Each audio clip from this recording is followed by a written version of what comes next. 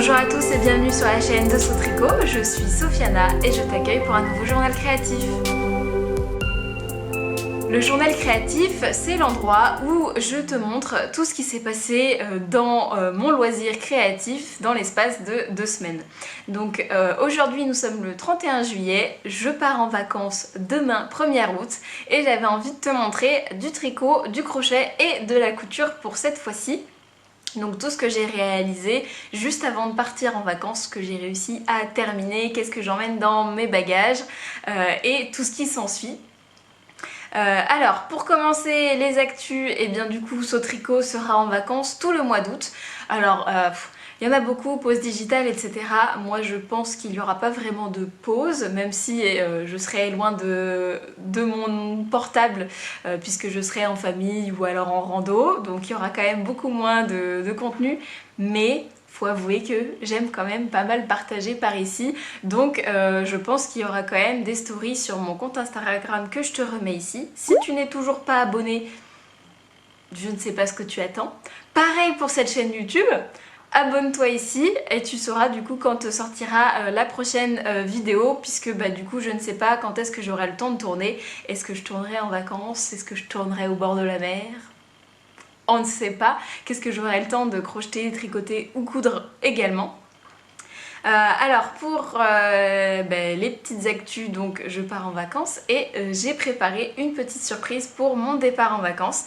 Donc j'ai créé pas moins de 6 fond d'écran pour le téléphone portable lié justement au tricot terrasse. Donc je te les montre juste ici. Il y en aura pour tous les goûts. Si tu es plus tricoté ou plutôt apéro tricot, est-ce que tu es plutôt bière ou alcool fort? Ça c'est toi qui choisis, donc voilà, ça me faisait plaisir de t'offrir ces fonds d'écran là. Moi j'ai déjà adopté les miens, donc moi j'ai choisi le Knit Tonic parce que le gin tonic est ma boisson préférée. Et donc ben voilà pour ces fonds d'écran. Donc évidemment ils sont en accès gratuit sur mon site internet, donc tu pourras les retrouver dans l'encart bonus et du coup choisir ton petit fond d'écran. N'hésite pas à les partager également parce que bon, c'est pas souvent qu'on a des fonds d'écran de tricot, etc. Donc autant en profiter, non? Et voilà, on va s'arrêter là pour les actus. Du coup, les ateliers sont terminés pour cet été. L'atelier de broderie s'est très bien passé, c'était super sympa. Toutes les dates pour les ateliers de la rentrée de septembre à décembre sont déjà sur le site internet. Donc si tu es pressé de reprendre le loisir créatif parce que toi, tu rentres de vacances, eh ben il va falloir attendre septembre malheureusement, mais il y a quand même pas mal de jolies choses, donc je t'invite à aller voir sur le site internet. Et on va clôturer là le chapitre les actus de Sautricot et on va partir dans qu'est-ce que porte Sofiana. Parlons de nous à la 3e personne. Alors ce que je porte aujourd'hui, c'est une de mes toutes premières coutures. Je pense que c'est la première couture que j'ai fait en jersey. Donc c'est une robe t-shirt. Hop. Voilà. Alors ça va piquer les yeux parce que les rayures sont très fines, mais c'est une robe t-shirt avec un col bateau, des petites manches courtes et toute droite, que du coup moi je ceinture au niveau des hanches, taille à peu près, et que je fais blouser. Donc le patron est tiré du livre de Atelier Marie Poisson, donc coudre le stretch, je t'en ai déjà parlé plusieurs fois, et donc là c'était le premier modèle que j'ai réalisé à partir du bouquin. Donc clairement les finitions laissent à désirer très fortement. J'ai des points qui sont pas très stretch, etc. Les coutures sont pas très droites, mais j'aime quand même la porter. Donc là je la porte quand je suis à la maison. Là pour l'été c'est très bien, on est bien dedans, c'est élastique, donc on n'est pas engoncé dans ses affaires. Donc, et puis on n'a pas trop chaud non plus avec. Ça fait un petit style, donc là marinière rouge et blanc. Le tissu je l'avais acheté au quartier des tissus à Montaigu. Leurs jerseys sont à chaque fois de très bonne qualité, donc moi je suis contente de pouvoir aller à Montaigu pour pouvoir acheter ces tissus là. Et donc bah, voilà pour cette petite robe que je porte depuis maintenant un paquet de temps et que j'aime toujours autant, même si elle est clairement imparfaite, mais bon, c'est pas très grave, elle est portable quand même, donc tant qu'à faire, autant la mettre. Et donc voilà pour ce que je porte, et puis bah, pour une fois, parce que j'ai remarqué qu'en fait je finissais souvent par le tricot, et ben on va commencer par le tricot, hein, surtout que j'ai quand même la grosse pièce terminée. Je pense que tu te doutes de ce que j'ai fini, hein, j'étais pas très loin la dernière fois, donc si je la boutonnais ça serait peut-être plus pratique à montrer. J'ai fini la cardigan Christabel, donc de Andrea Rangel, qui est dans le Pom Pom Mag de l'hiver 2018. Donc c'est un modèle de veste plutôt hein, que gilet, donc de grosse veste avec un col montant. Et puis je te la montre tout de suite pendant que je suis en train de mettre les boutons. J'essaye de parler en même temps, est-ce que ça se voit que c'est pas très probant?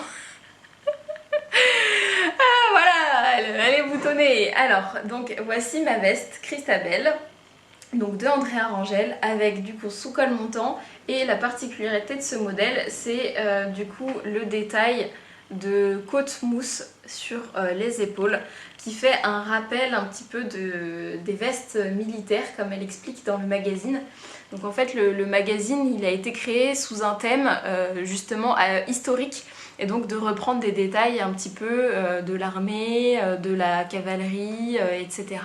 Et donc là elle s'est inspirée des vestes officiers de militaires, donc pour ça que le col est assez haut et les détails des manches. Ça lui donne un petit style de bombers, moi je trouve, qui est super sympa. Donc voilà pour ma veste finie. Comme d'habitude je te la montre montrée, je vais me décaler par ici. Montrer, je te la montre montrer, je te la montre portée. Et ça se voit que j'ai besoin de vacances, non? On va essayer de faire les choses comme il faut quand même. Alors la veste, elle se tricote en morceaux, donc avec couture à la fin de toutes les pièces à part les pattes de boutonnage et le col qu'on vient relever. Donc ça, il n'y a pas à coudre comme chez Fil d'Art avant. Voilà. Pour le reste, tout est avec couture, donc c'est un modèle qui se tricote avec de la laine worsted, donc la laine qui est assez épaisse. Donc la worsted, ça se tricote à peu près avec des aiguilles 5. Là on le tricote très serré pour avoir justement ce rendu rigide et que le col reste haut et bien placé. Donc la laine que j'ai utilisée pour ce modèle, c'est la laine Letlopi de Istex. Voilà, donc la laine islandaise. Donc là on est sur un vert assez profond, le coloris c'est 1407 pin. Voilà, alors pour parler du rendu de la laine, alors vous savez que moi je ne suis pas très sensible à tout ce qui gratte, etc. Souvent moi les laines rustiques c'est les laines que je préfère, je trouve qu'elles tiennent bien chaud, qu'elles ont ce rendu un petit peu particulier, justement elles ont une belle tenue. Alors la Letlopi elle gratte, et même pour moi qui suis pas sensible ça me gratte. Donc pour les personnes qui d'habitude trouvent par exemple que la boucle laine voire la Dererum Natura gratte, passez votre chemin très clairement. Non, elle pique et ça se... de toute façon c'est très facile à voir. Tous les petits poils là, c'est ça qui vient piquer. Donc en fait c'est tous les petits poils qui viennent chatouiller votre épiderme et qui viennent du coup créer une réaction allergique qui fait que ça démange. Pour contrer cette réaction allergique, il faut s'éviter de se gratter. Et du coup notre corps comprend qu'en fait c'est une fausse réaction, fausse alerte, ça gratte pas vraiment si on se gratte pas, et donc on peut supporter la laine qui pique. Donc moi je la supporte très bien, je la porte à même la peau, donc juste par exemple sur ma robe avec des toutes petites manches, je la tolère. Voilà, moi elle est très chaude, elle est du coup très agréable à porter. Je l'ai portée en tant que veste là pour du coup l'été. C'est très énervant ça. Donc je l'ai porté quand il y avait de la petite bruine, etc. Donc c'est chouette parce que du coup on n'est pas mouillé avec ce genre de veste, ça récupère pas l'humidité, etc. Donc ça sert très bien pour justement faire des manteaux ou des vestes qu'on a envie de porter à la mi-saison. Donc pour la laine, moi je suis très contente. J'ai adoré la tricoter, je trouve qu'elle est très agréable, la définition du point est vraiment top. Le seul hic, c'est que du coup c'est une laine mèche et donc là le modèle est cousu. Et pour les coutures c'est un tout petit peu compliqué parce que du coup moi pour faire les coutures il faut quand même que je serre un petit peu mes mailles et ça m'est arrivé de casser le fil en voulant justement serrer ma couture, donc là je serrais point par point au lieu de tout faire d'un coup et tirer mon fil après. Pour la couture un petit peu embêtant, pour le reste franchement super. Donc pour un gros pull d'hiver on portera un sous-pull par exemple, ou pour une veste, un manteau comme ça, moi je la recommande. En plus c'est une laine qui du coup n'est pas très chère. Pour la laine j'avais mis les prix, je les remets ici comme d'habitude parce que je les ai pas mémorisés. Et en plus du coup pour cette veste j'ai utilisé moins de laine que préconisé et j'y reviendrai après. Alors ensuite pour le tricot. On va faire rapide sur la construction parce que je trouve pas que ce soit toujours très probant d'expliquer comment ça se fait, etc. si on n'a pas envie de faire le modèle. Je vais juste vous expliquer rapidement. Du coup, c'est en morceaux qu'on tricote du coup du bas vers le haut de manière classique, dos, demi-devant, ensuite les manches qu'on vient toutes coudre à la fin. Donc évidemment pour les modèles qu'on tricote en morceaux comme ça, on bloque les pièces d'abord qu'on vient coudre après. Ça permet justement sur le jersey de pouvoir le détendre et de mettre déjà les pièces aux bonnes mesures qui sont indiquées dans le patron pour pouvoir après coudre un modèle qui soit adapté et aux bonnes longueurs sans avoir à le rebloquer une nouvelle fois. Moi je l'ai bloqué du coup 2 fois puisque je l'ai rebloqué une fois cousu pour détendre le col, les pattes de boutonnage et les coutures. Mais c'est pas obligatoire. Et du coup pour les coutures, j'en ai déjà parlé la dernière fois, je vais pas te refaire tout le blabla, etc. Mais rien de très compliqué. Ça permet de faire des pièces qui sont du coup plus petites, qui sont plus faciles à tricoter et plus rapides également. Et les coutures viennent du coup apporter une vraie structure à cette veste qui en a vraiment besoin si on va avoir le même rendu que sur le modèle d'origine. Ça fait aussi de très jolies épaules puisque du coup on a bien l'arrondi et elle se place pile au bon endroit. Voilà pour les coutures. Et qu'est-ce que j'ai pensé du patron? Moi je l'ai trouvé très bien expliqué, je l'ai trouvé très clair, même si c'est assez condensé puisque ça doit tenir dans un magazine. Je me suis pas posé de questions pendant que j'ai tricoté ce modèle, même si ça faisait quand même un moment que j'avais pas tricoté à plat.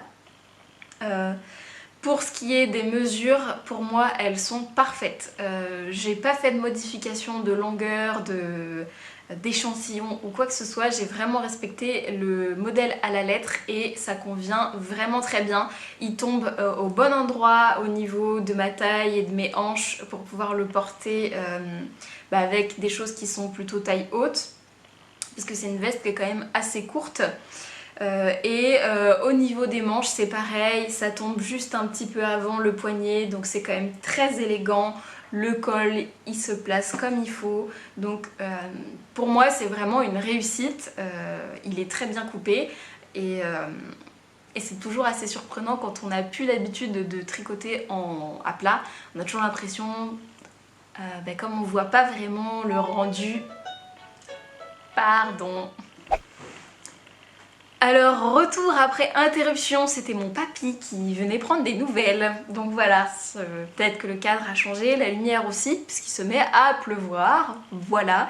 Mais quitte à avoir un épisode qui soit un peu chaotique, allons-y jusqu'au bout. Donc j'étais en train de parler de la coupe du gilet, donc qui est très bien coupé, et je disais que c'était assez particulier parce que quand on tricote à plat on peut pas essayer et on a toujours un peu peur que ce soit trop grand, trop large, on sait pas trop ce que ça va donner et au final on a un petit peu la magie après couture et je suis vraiment ravie de la coupe de ce gilet qui d'aspect paraît très simple.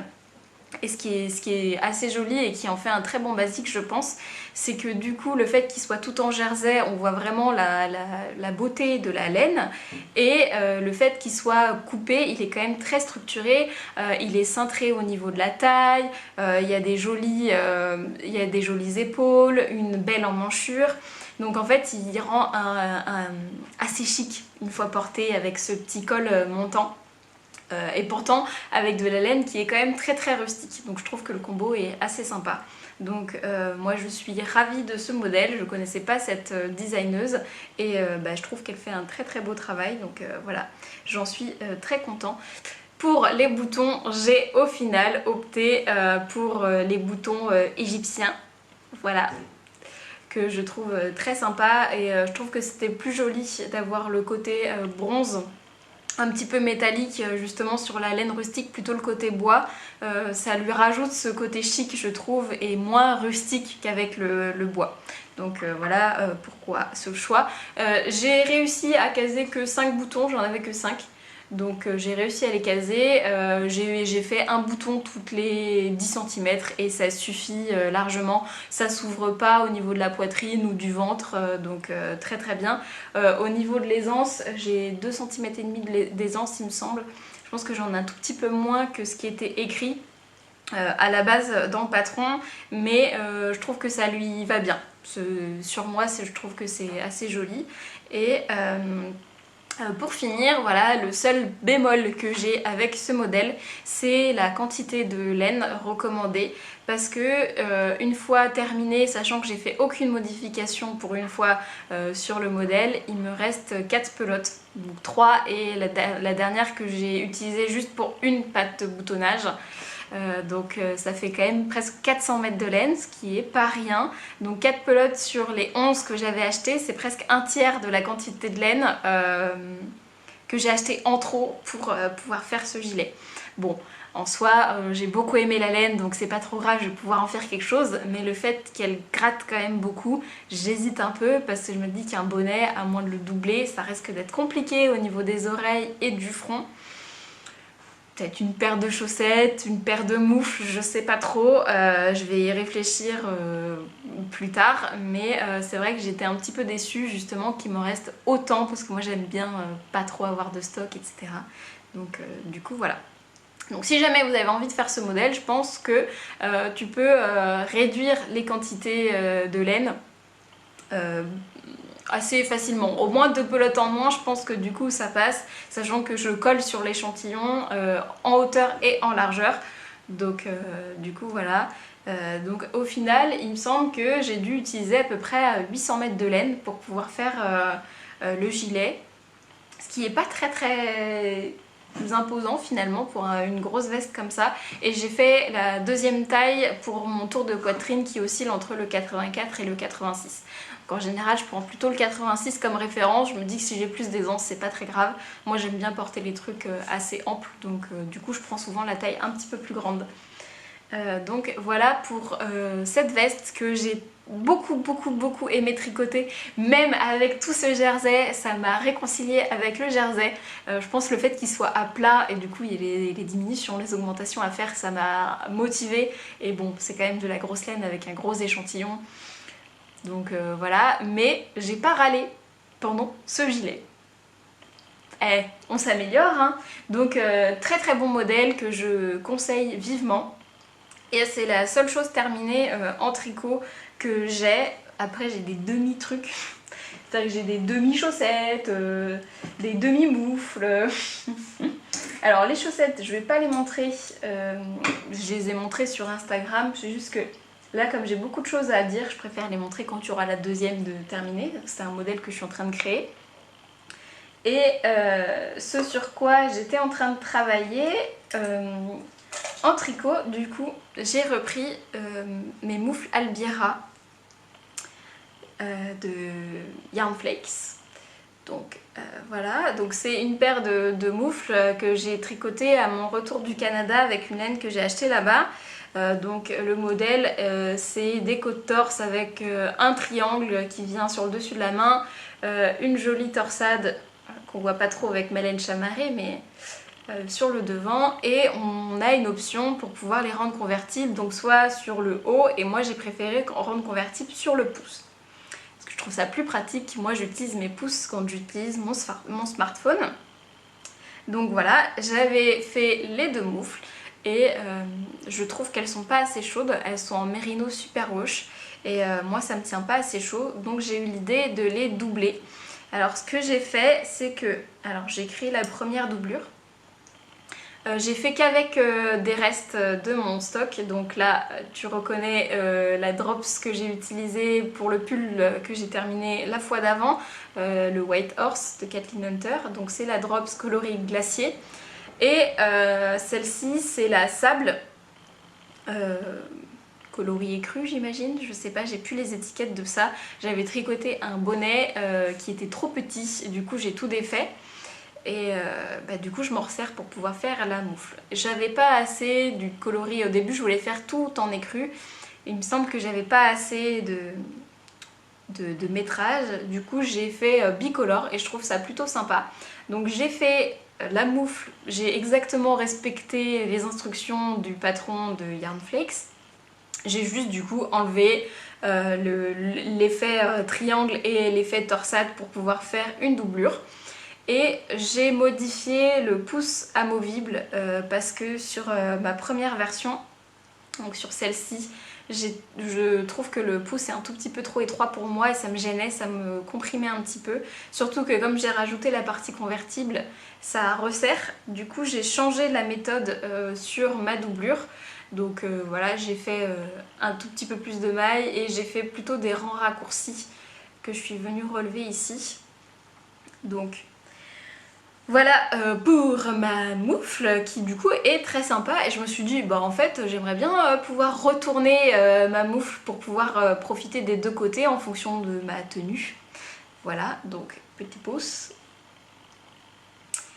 Et j'ai repris du coup sur ma moufle d'origine le pouce pour refaire ma méthode. Les petits fils qui sortent là. Et l'idée ce serait du coup de rentrer cette moufle là dans celle-ci, de faire une petite couture, et quand je vais les retourner je pourrai avoir du coup soit ce côté là soit ce côté là. Alors là du coup j'ai fait la droite donc ça ne marche pas. Il faut que je fasse la moufle gauche et il faut que je refasse du coup le pouce de la moufle gauche. Donc c'est ce que j'étais en train de faire.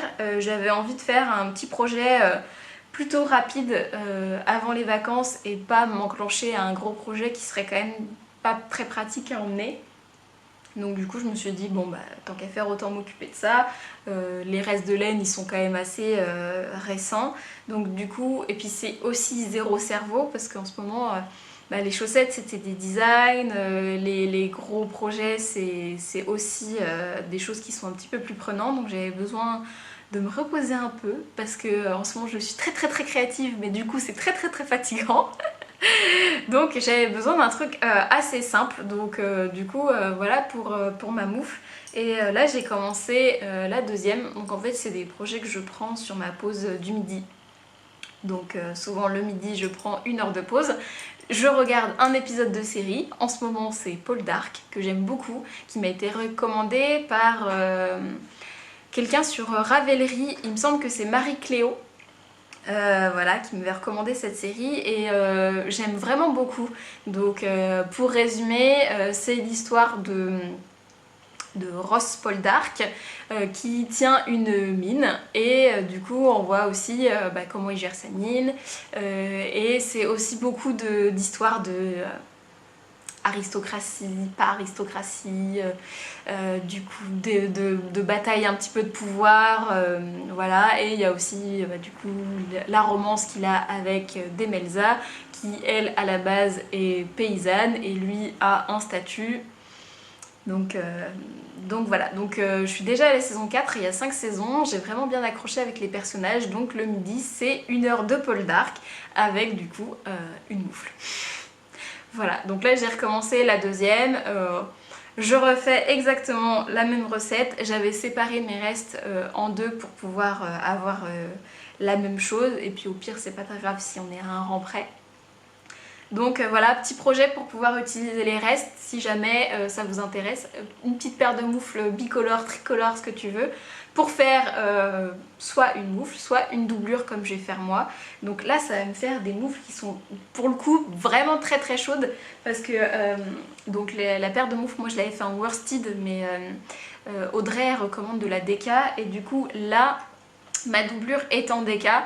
Donc j'ai pris une doublure un petit peu plus fine pour pouvoir rentrer dans la moufle d'origine justement. Donc là on a worsted plus déca, si avec ça j'ai froid, moi je comprends pas. Il faut savoir que j'ai quand même j'ai les mains tout le temps moites et j'ai des problèmes de circulation sanguine, donc j'ai souvent très froid aux doigts vite, genre je deviens bleue. Donc voilà, les moufles de l'extrême déca worsted, on verra ce que ça donne, et puis au pire du coup j'aurai 2 paires de moufles et j'alternerai en fonction. Donc j'ai fait ça un petit peu rapidement comme ça, sans trop me prendre la tête, et j'ai commencé... Alors celui-là par contre il m'a pris la tête.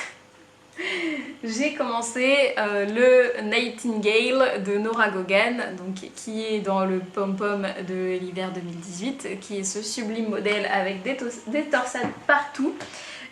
J'ai voulu le commencer un week-end où du coup on est resté à la maison, ce qui était pas mal. Je me suis dit allez, j'ai le temps, j'ai fini mes projets, je me fais plaisir, je commence mon nouveau pull. Et la punaise, ça m'a pas détendu du tout. Donc alors j'ai fait vraiment un tout début. Donc voilà, et j'ai galéré pour le montage. Donc c'est un montage... en français, ça va être un montage de côte... comment on dit? Je sais pas trop. En fait, c'est tricoté. Donc c'est censé alterner maille en droit, maille envers pour pouvoir avoir un rendu de côte. J'ai utilisé les instructions qu'il y a dans le livre, il n'y a aucun problème, j'ai réussi à faire le montage comme il faut, mais j'arrivais jamais à avoir la bonne alternance de mailles. J'ai recommencé vraiment beaucoup de fois. Il y a des fois où je me suis trompée, du coup en fait j'étais interrompue et j'ai repris par exemple 2 mailles en droit au lieu de refaire l'alternance. Je pense que j'ai recommencé ce montage pas moins de 6 fois. J'ai réussi au final, mais je me suis dit tant pis, je fais comme ça vient, comme ça me paraît logique, et j'enlèverai une maille à la fin. Donc en fait je pense que là dans le modèle on commence par une maille en droit, alors qu'on finit le montage par une maille envers, et du coup ça ne fonctionne pas. Je pense qu'il y a juste un tout petit décalage où il faudrait commencer le montage par une maille en droit pour pouvoir le finir comme il faut. Et alors pour montrer le montage, hop. Donc pour montrer le montage, voilà, ça fait cette alternance de côte là, sur l'endroit et sur l'envers. Et ça fait un espèce de petit volume là. Donc c'est quand même assez joli. Donc j'avais envie de le faire bien, mais ça a été quand même plutôt compliqué. Je fais le modèle en même temps avec Au fil de la patience sur Instagram, et elle a eu le même problème que moi, donc je pense qu'il y a vraiment un petit souci dans les explications, ou alors on a envie d'un rendu qui soit pas celui qui est indiqué, c'est probable. Donc voilà. Donc pour les prochains, parce qu'il va falloir les refaire pour les 2 manches et pour le devant du pull, je ferai comme je le sens, parce que ça m'a un peu embêtée quand même. Donc voilà pour ça. Et puis bon, après ça va, faut suivre le diagramme pour avoir du coup des côtes. Donc qui sont... du coup il n'y a pas de vraie alternance, hein. Des fois il y a des côtes torses, des fois il y en a un peu plus grand. Et j'ai fait les 10 premiers rangs du diagramme pour avoir le début de la torsade. Voilà. Donc c'est encore un modèle qui se tricote à plat et en morceaux qu'on vient coudre à la fin. Là on pourrait facilement le retranscrire aussi en rond, chose que j'ai pas envie de faire, je préfère travailler à plat. Surtout que là pareil, il y a quand même beaucoup de torsades, donc il va falloir des coutures pour pouvoir maintenir et pas que les torsades viennent étendre trop le pull. Donc moi ça me gêne pas. Pour l'instant du coup c'est quand même plus rigolo de faire le diagramme que le petit montage là. Et la laine est vraiment très très chouette. Donc la laine je l'ai achetée aussi chez Triscott et c'est la péruvienne hide wool de chez Arwetta, de Filcolana pardon. Arwetta c'est une autre qualité. Je la trouve super top à travailler, elle est vraiment très très agréable, elle est très ronde, donc pour les torsades elle a une jolie définition, les côtes c'est pareil, c'est vraiment très très joli, la couleur est superbe, ça va être canon ça. Donc pour l'instant je suis contente, j'ai mis des petits marqueurs vacances, voilà, ça me motivait. Et du coup celui-là il va avancer petit à petit parce que c'est quand même un sacré morceau. Mais hier j'ai réussi à tricoter avec pendant un film. Parce qu'au final il y a des torsades que sur le rang endroit. Le rang vert il faut suivre les mailles en fait. Donc ça va. Finalement je trouve ça moins compliqué que ce que je pensais. Et donc je vais peut-être pouvoir l'emmener en vacances avec moi. Donc là pour la première semaine en Bretagne. Parce que je pense que du coup pendant une discussion ça me gênera pas trop et puis si aussi on traîne dans le jardin etc ça me permettra de pouvoir avoir quelque chose qui me maintienne quand même et pas d'avoir que du jersey. Donc pour l'instant c'est mes encours du moment et j'ai prévu quand même au cas où parce que je sais pas trop pour les vacances. Là c'était la grande hésitation, je ne sais pas que emmener, je ne sais pas quoi faire, je me dis qu'un pull, emmener toutes les pelotes et tout c'est super galère, les chaussettes comme c'est des designs, j'ai pas envie non plus de ramener du travail, parce que au final je travaille un peu tout le temps, puisque mon loisir et mon travail aussi, donc là j'avais envie de me laisser guider, de prendre un truc sans trop prise de tête. J'ai cette laine de chez Action qui me reste. Donc c'est 100% acrylique, elle a des jolies nuances de bleu-vert, donc rappelle la mer aussi. Et je pense que je vais emmener ça pour faire une paire de chaussettes assez simple. Alors je pense pas faire tout jersey, je vais regarder dans mes petits points, ou peut-être mettre juste un petit point de riz ou un truc assez sympa pour faire sortir les nuances de la laine. Histoire d'avoir une petite paire de chaussettes tranquille à tricoter.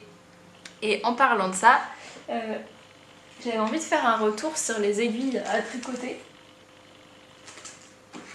Parce que je commençais vraiment d'avoir marre des aiguilles que j'avais. Donc, alors moi je tricote les chaussettes soit en double pointe, soit en aiguille circulaire, en magic loop. Les mini aiguilles j'ai essayé mais je suis pas vraiment convaincue pour l'instant parce que moi je tricote à la française. D'ailleurs il y a beaucoup de gens qui pensaient que je tricotais en continental dû à mes stories qui sont un miroir.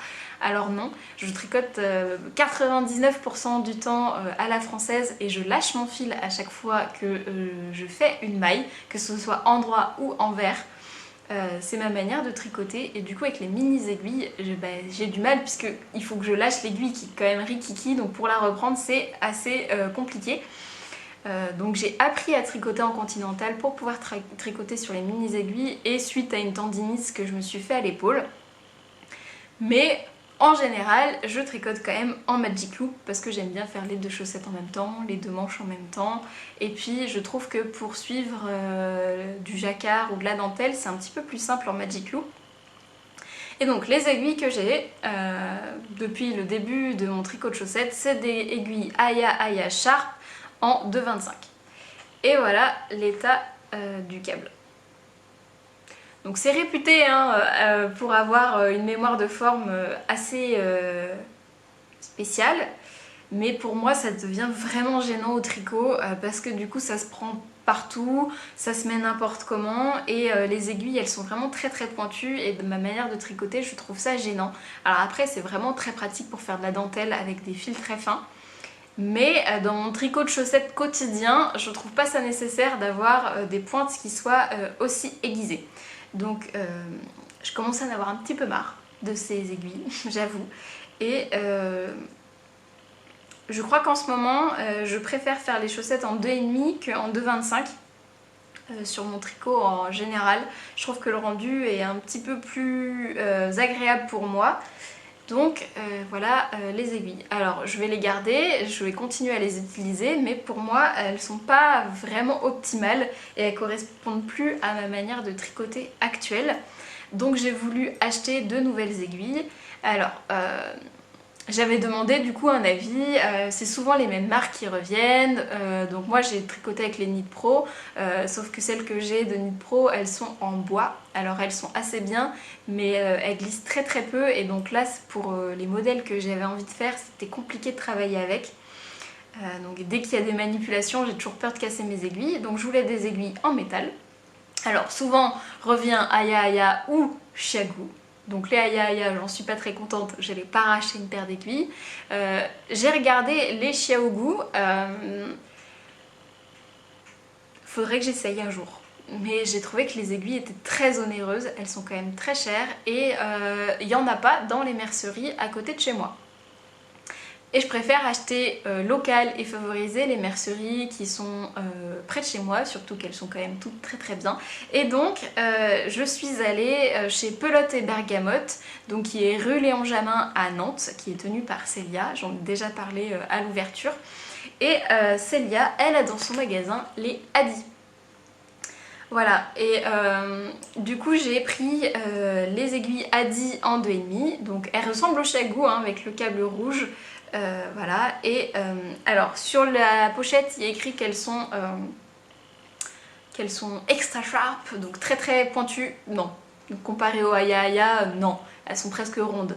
Elles sont assez fines au bout, mais on peut pas dire qu'elles soient aiguisées. Hein. Celle-ci, je peux mettre le doigt sans problème. Celle-ci, je commence à un petit peu avoir mal quand même.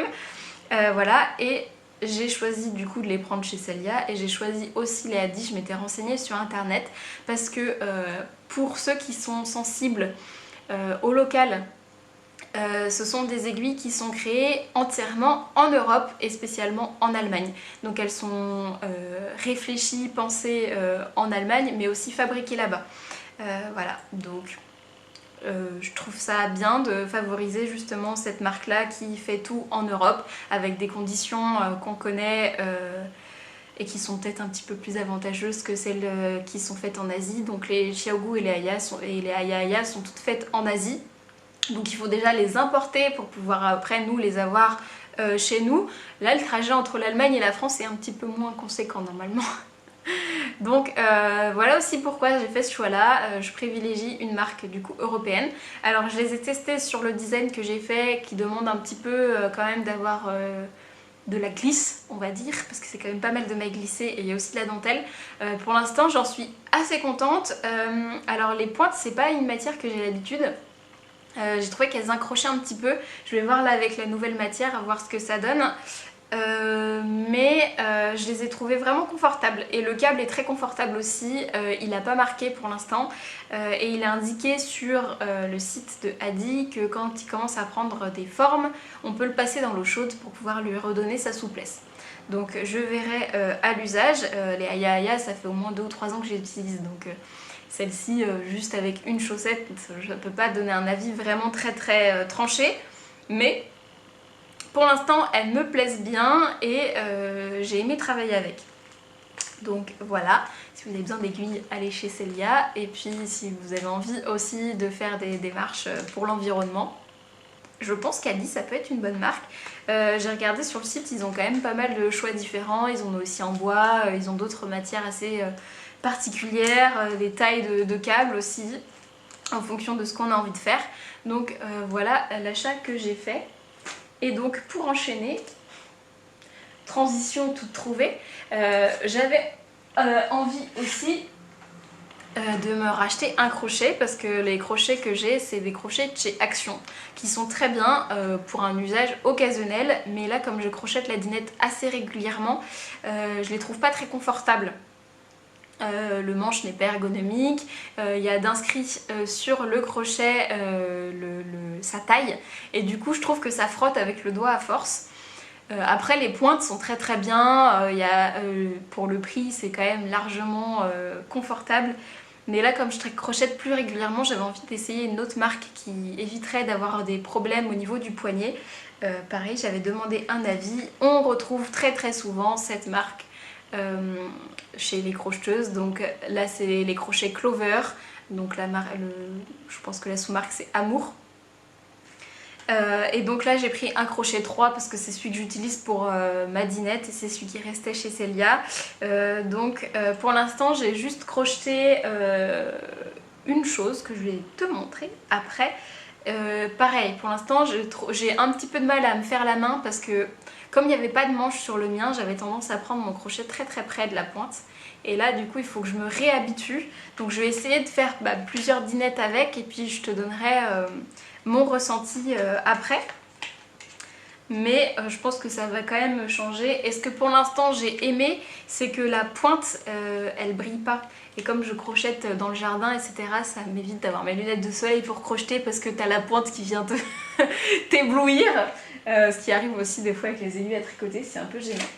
Et du coup, ce que j'ai crocheté avec mon nouveau crochet, c'est un radis. J'ai fait un radis. Voilà. Donc toujours avec les patrons du livre Adorable Dinette de Socroche. Voilà, donc j'ai acheté le bouquin, donc je vais faire tous les modèles du livre. Hein.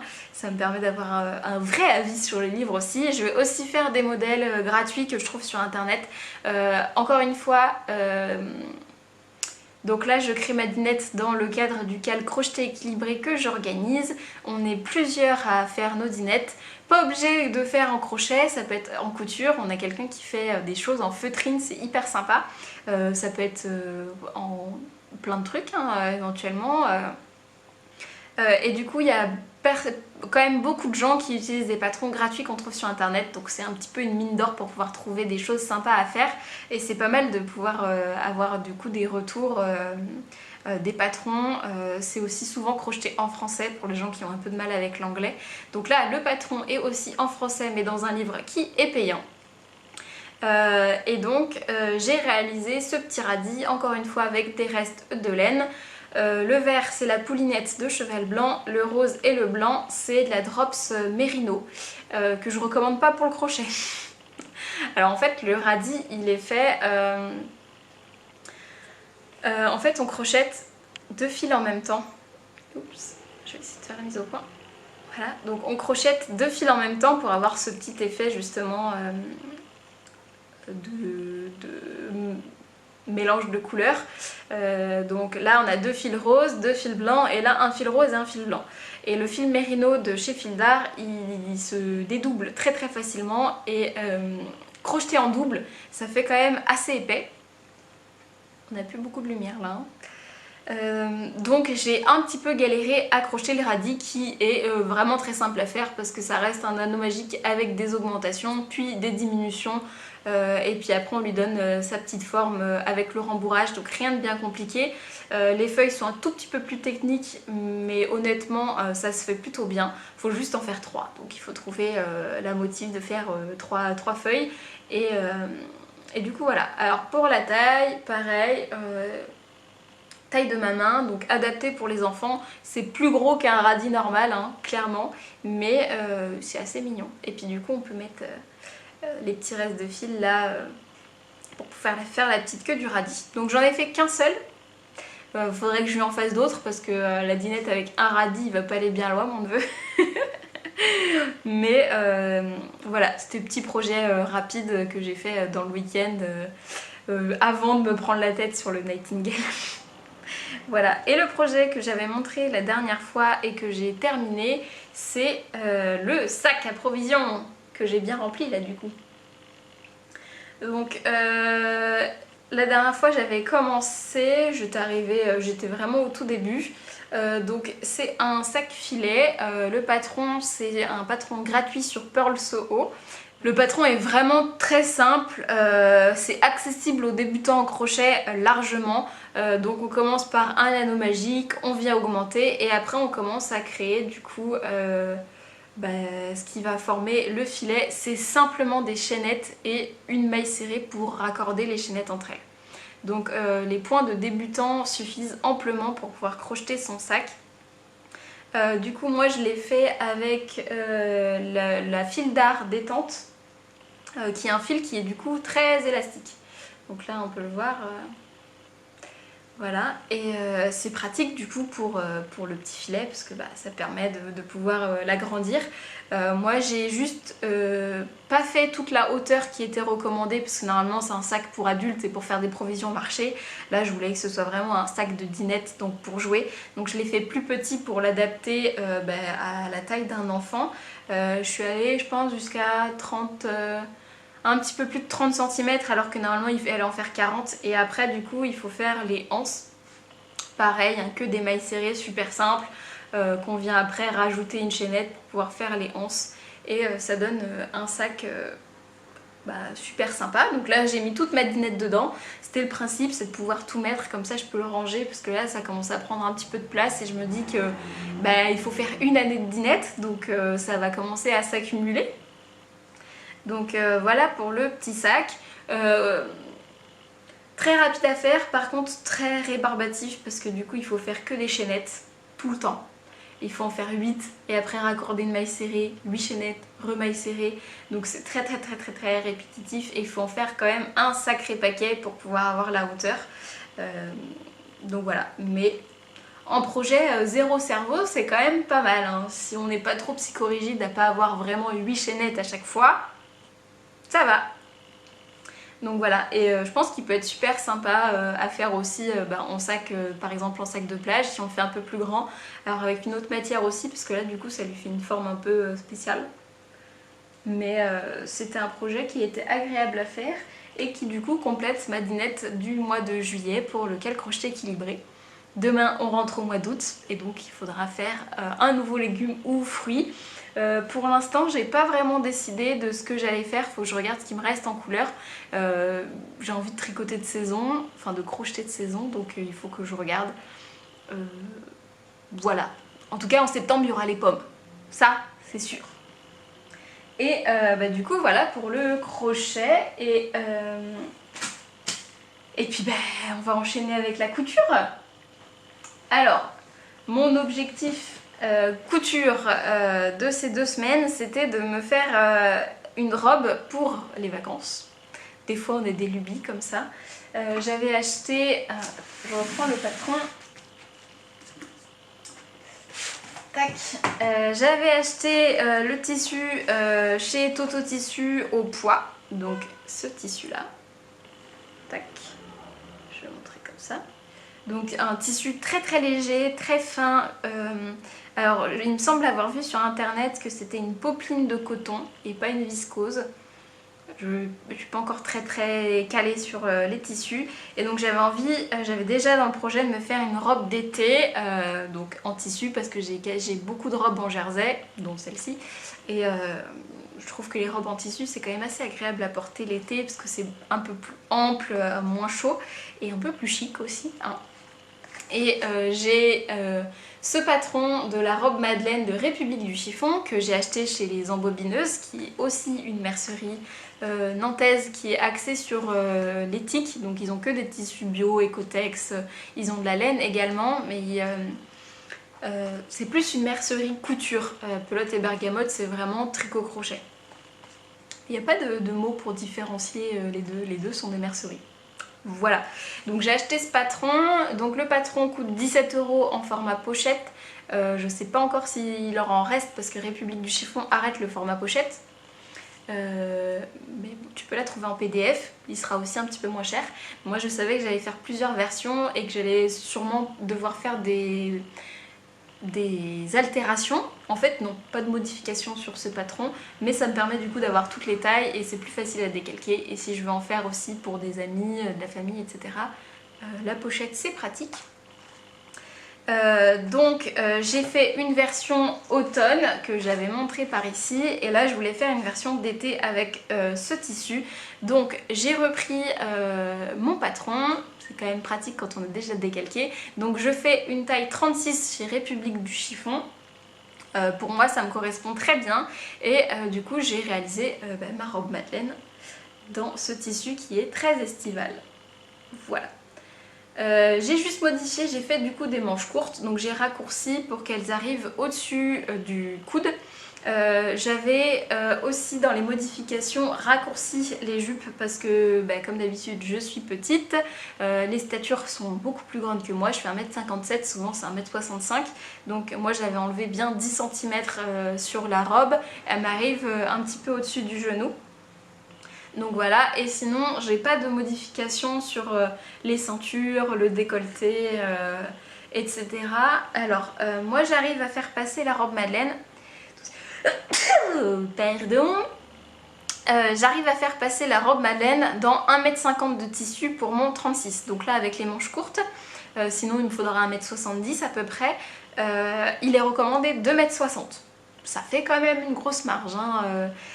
Donc si jamais tu as envie de coudre la robe, sache que si tu as 2 mètres de tissu, ça devrait passer 1m50 si tu fais la même taille que moi, ça suffit. Après, j'ai quand même fait un tout petit peu de puzzle pour pouvoir passer toutes les pièces, mais en soi c'est pas obligatoire d'avoir toutes les pièces. C'est-à-dire que le col est doublé, la ceinture aussi. On pourrait très bien l'imaginer doublé avec un autre tissu, donc si tu as des chutes de coton blanc par exemple, ça passe très bien. Et puis pareil, les jupes, comme c'est une robe portefeuille, il y a 2 jupes devant. Concrètement celle qui est en dessous on la voit pas, donc dans un autre tissu ça serait pas non plus dramatique. Donc voilà, là j'ai réussi à tout faire passer, donc j'étais très contente. J'ai 0 reste, donc Sofiana encore plus contente. Et j'ai une super robe pour cet été.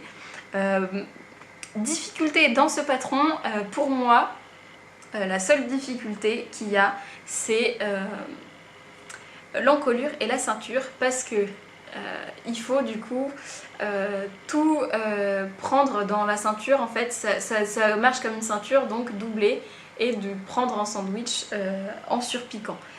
Moi c'est une étape où j'ai souvent de la difficulté, il faut que je m'applique, que je prenne mon temps. Alors c'est pas encore super réussi. Alors la ceinture, franchement je suis contente de moi, ça a plutôt bien marché. L'encolure, il y a des endroits où il y a des tout petits couacs, hein. Genre par là, ça marche pas. Mais c'est dedans. Dehors, elle est nickel. Voilà, donc c'est la seule difficulté sur cette robe. Et après, il faut aimer faire des fronces parce que du coup, tout le haut est froncé au niveau de la ceinture, tout le bas également. Donc il faut aimer faire des fronces. Après, il n'y a pas de pince ou ce genre de choses sur cette couture. Moi, sur cette version, j'ai choisi de ne pas entoiler les encolures ni la ceinture. Je sais, c'est pas très bien normalement, mais j'avais pas d'entoilage qui correspondait à la finesse de ce tissu. Donc j'avais envie que ce soit une robe qui soit assez fluide, assez légère, donc j'ai préféré ne pas entoiler. On verra sur le temps si c'était une grave erreur ou pas, mais en tout cas pour l'instant au porté c'est super agréable. Donc voilà, pas d'entoilage pour moi. Petite astuce pour les fronces, moi je mets un fil de fronce sur un demi-devant, après un autre fil de fronce séparé sur le dos et pareil sur le dernier demi-devant, ce qui me permet de pouvoir les froncer individuellement et d'avoir un rendu qui me convienne. Ou par exemple froncer un petit peu plus dans le dos, sur les hanches si on a envie d'avoir un petit peu plus de hanches, un peu moins au niveau du ventre pour éviter d'accentuer justement ce côté là.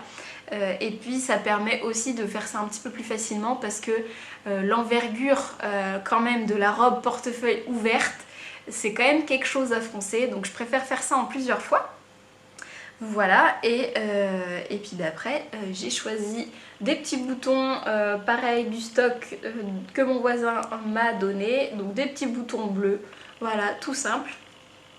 Pareil de l'autre côté, cette fois j'en ai mis des deux côtés parce que je trouvais que ça se prêtait bien à la robe. Alors là, vu qu'il fallait que je fasse passer dans mon coupon 0 raccord, mais alors rien de chez rien, hein. Mais bon, il y a tellement de rayures, il y a des fronces, etc. que je pense pas que ce soit très gênant. Enfin en tout cas moi ça me gêne pas visuellement et puis j'avais pas trop le choix de faire autrement. Donc voilà pour la robe. Moi je couds en plusieurs fois, donc je sépare les étapes en fonction du temps que j'ai dans ma semaine ou dans mon week-end. Donc en fait souvent Là j'avais déjà décalqué, donc j'ai coupé les pièces de mon patron, ce qui m'a quand même pris du temps parce que le tissu est fluide, et puis il fallait que je case tout bien mes pièces, et puis une fois que j'avais fait ça j'étais fatiguée, donc je m'arrête là. Ensuite je vais préparer mes pièces, donc là ce que j'ai fait c'est que j'ai un peu fait du binge couture. C'est-à-dire que j'ai fait toutes les coutures droites qu'il fallait faire, donc j'ai assemblé les parmentures ensemble, les épaules, les jupes, etc. J'ai tout surjeté et j'ai tout repassé, comme ça me fait une seule étape sans avoir à bouger par exemple là de ma machine à ma surjeteuse, puis après le faire repasser qui est de l'autre côté de la pièce. Donc je fais tout ça d'un coup et après du coup je reprends les étapes que je peux faire encore une fois tout d'un coup. Donc là j'avais assemblé toutes mes coutures. Et puis après du coup j'ai fait le haut du corsage et le bas un autre jour. Et j'ai fait encore un autre jour pour pouvoir faire du coup les fronces à la ceinture du haut. Un autre jour les fronces et la ceinture du bas. Ce qui me permet du coup de pouvoir étaler mes séances de couture et de pas faire des séances qui soient trop longues dans un emploi du temps trop compliqué. Donc voilà, je me mets 20-30 minutes derrière ma machine. Et puis je fais une étape, ça me permet d'être vraiment concentrée et d'être assez précise parce que j'ai tendance souvent à vouloir aller vite ou à m'éparpiller et du coup à faire un petit peu trop vite et pas avoir des finitions qui soient nickel de chez nickel. Donc j'essaye de ralentir encore, hein, parce qu'il y en a qui vont dire ah ouais, quand tu vois, moi je couds une pièce toutes les 2 semaines, voire c'est quand même pas toutes les 2 semaines non plus. Quand tu vois qu'il y en a qui coudent 10 robes dans une semaine. Eh ben non, voilà, c'est aussi dans mon rythme de vie et de consommation de faire plus lentement. Donc là j'essaye de ralentir pour avoir des pièces qui vont durer longtemps et dont je suis fière, et avec des coutures qui soient de mon œil pour l'instant de couturière aujourd'hui, qui soient acceptables et correctes et qui du coup vont bien vieillir. Donc voilà pour cette robe là. Que j'aime beaucoup, je trouve que la coupe est très saillante. La robe portefeuille cache-cœur comme ça, je pense que ça va à beaucoup de morphologie. Il suffit d'adapter un petit peu la taille si on veut que ce soit plutôt cintré à la taille ou aux hanches, et ça peut convenir quand même à beaucoup de gens. Donc après, comme d'hab, pareil pour le décolleté si vous êtes plus ou moins à l'aise, etc. Mais je trouve que ce patron est très très sympa, et du coup moi j'ai pas fait tellement de modifications pour qu'il soit correct, donc pour moi c'est tout à fait bénéf, hein. Donc voilà pour ma couture. Et puis là il n'y aura pas de couture pendant les vacances parce que je n'emmène pas ma machine en vacances. Trop compliqué, et puis franchement j'aurais, je pense, envie de faire autre chose.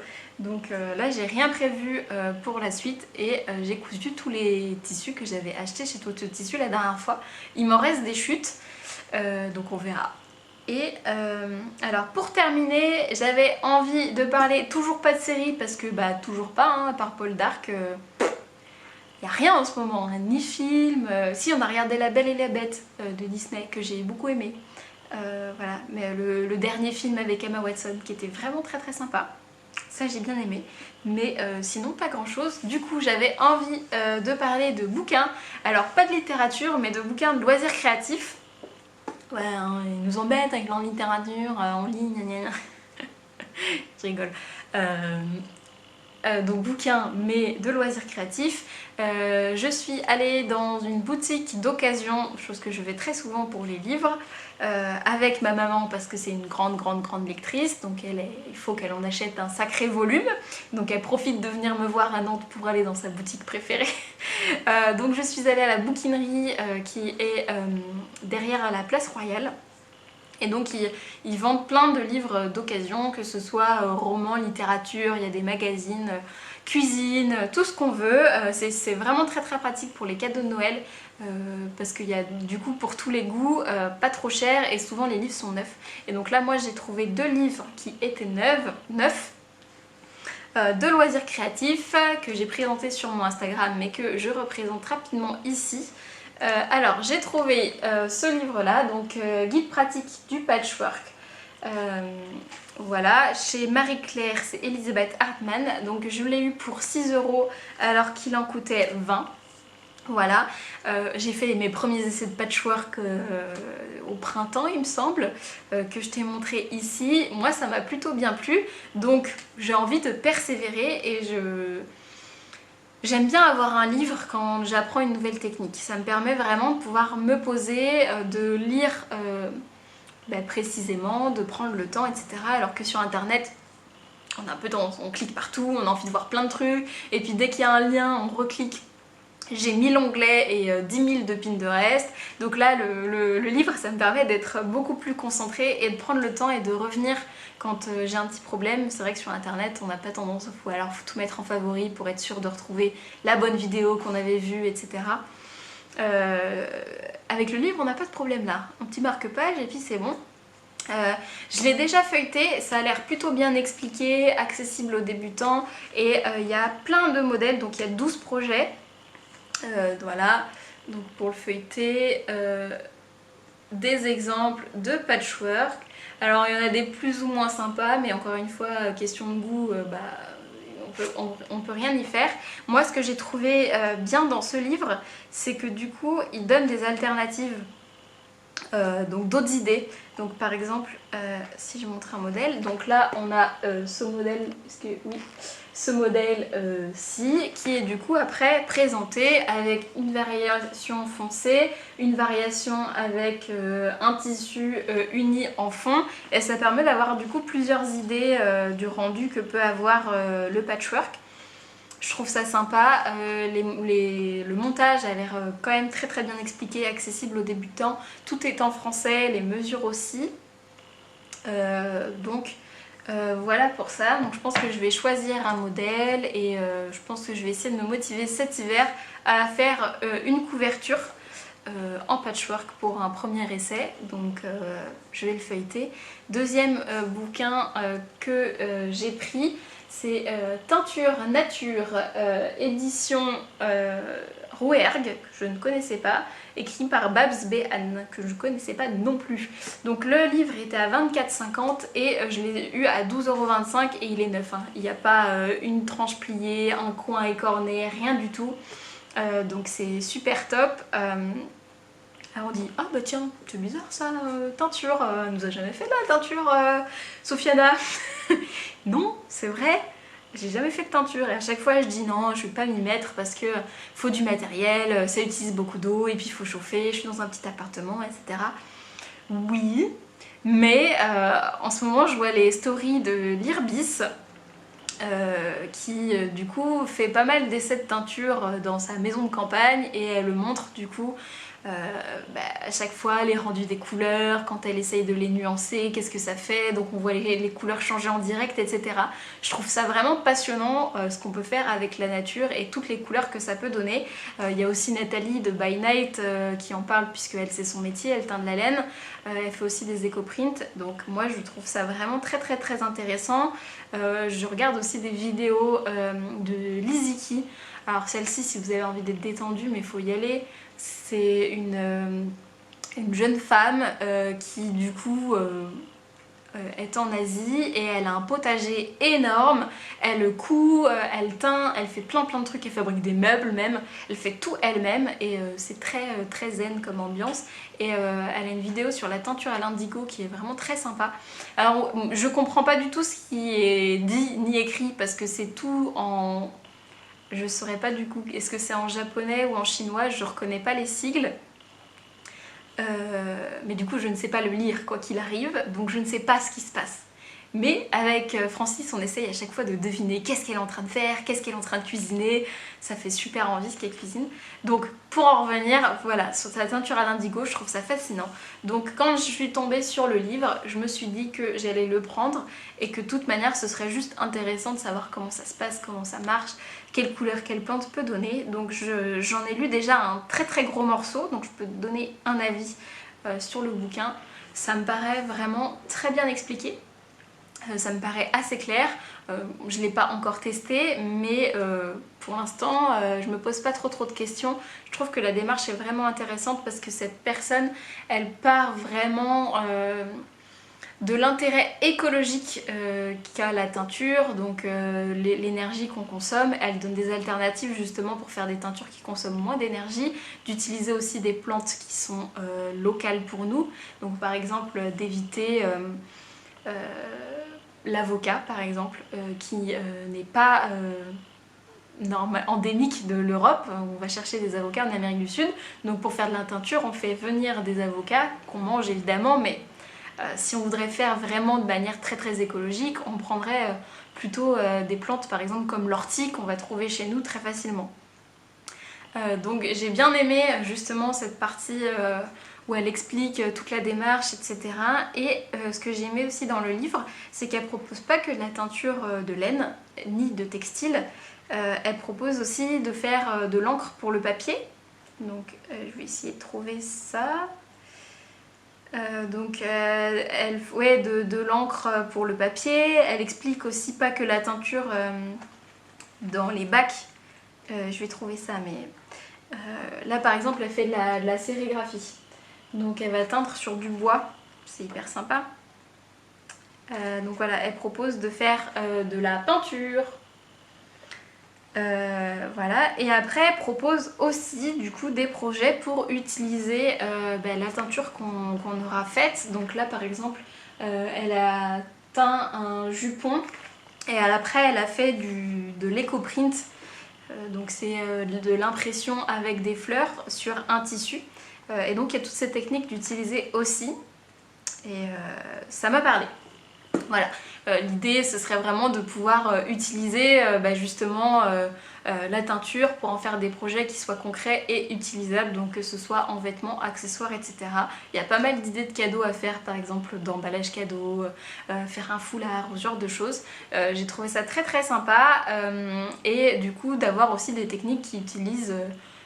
qui puissent se faire un petit peu partout, parce que l'éco-print par exemple, je pourrais le faire en vacances, ramasser des fleurs, mettre mes fleurs dans mon tissu et laisser juste dans l'eau bouillante ou au soleil.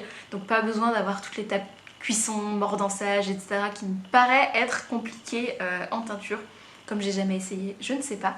Mais ça m'a donné envie, donc on n'est pas à l'abri un jour que j'essaye de me mettre à teindre des trucs parce qu'on n'a pas assez de loisirs créatifs. Jamais.